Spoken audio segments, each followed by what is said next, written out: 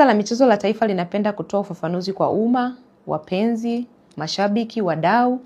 hususan uongozi na mashabiki wa klabu ya Simba kuhusu katiba iliyoidhinishwa mwaka 2026 tarehe 18 Februari. Marekebisho ya katiba ya Simba yaliwasilishwa Baraza la Michezo la Taifa kufuatia mapendekezo ya mkutano mkuu wa klabu ya Simba ambao ulifanyika tarehe 30 Novemba mwaka 2025.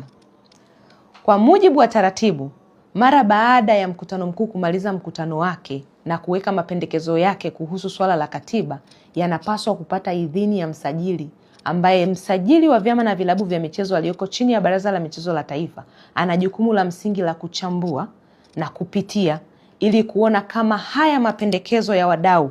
au ya klabu yamekidhi na kuendana na matakwa ya sheria, kanuni na miongozo iliyowekwa na serikali ambayo ina govern sekta hiyo ya michezo. Baada ya uchambuzi wa kisheria, Baraza la Michezo la Taifa kupitia kwa msajili wa vyama na vilabu vya michezo aliridhia na kuidhinisha katiba ya klabu ya Simba ambayo ndani yake pamoja na mambo mengine mengi inahusisha masuala ya mfumo wa uendeshaji wa klabu katika muundo wa kisasa ambao pia unahusisha uuzwaji wa hisa pamoja na masuala ya kuuza hisa kwa wawekezaji. Kwa msingi huo, serikali inapenda kufafanua kwamba ilikamilisha jukumu lake la msingi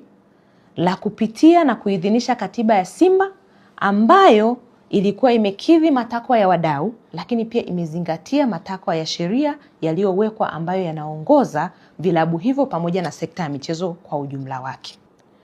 Kuanzia hapo, wajibu wa kutekeleza katiba na kukamilisha mabadiliko yaliyopitishwa na wanachama wa club ni wa uongozi wa Simba Club yenyewe.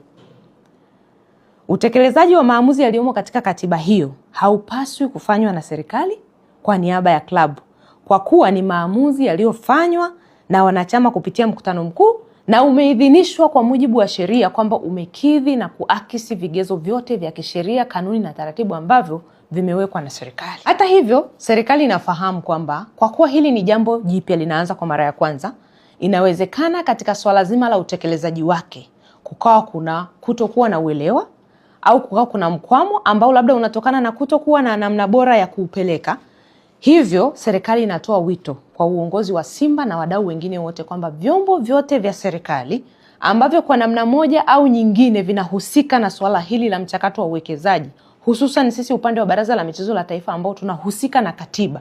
tupo tayari kuwapokea kwa ajili ya kuwapa ufafanuzi. Naomba ieleweke vema, kwa ajili ya kutoa ufafanuzi. Ufafanuzi huo hautalenga katika kubadilisha kipengele chochote cha kikanuni, cha kisheria wala cha miongozo iliyowekwa na serikali. Itakuwa ni muongozo wa kuwapa ufafanuzi na ushauri wa namna bora ambayo wanaweza wakaenenda katika kutekeleza jambo lao huku wakizingatia katiba yao, matakwa ya wanachama wao, matakwa ya wadau wao, lakini bila kuvunja taratibu na sheria ambazo zimekwisha kuwekwa.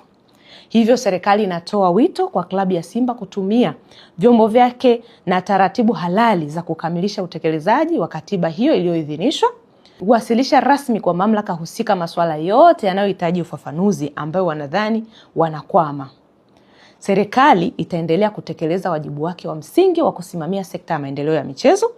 na kuendelea kushawishi na kutengeneza mazingira wezeshi kwa wadau wetu wa michezo wakiwemo vyama pamoja na vilabu vya michezo kuendelea kufanya shughuli zao katika muktadha ambao una attract maendeleo, upo kisasa, una attract wawekezaji, lakini bila kuleta vurugu za aina zozote. Wito wetu, tunatoa wito na rai kwamba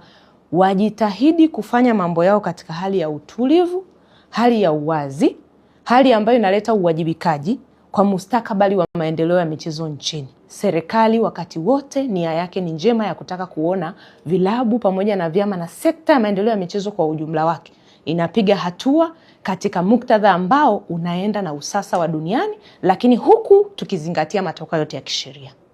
Asanteni sana kwa kunisikiliza.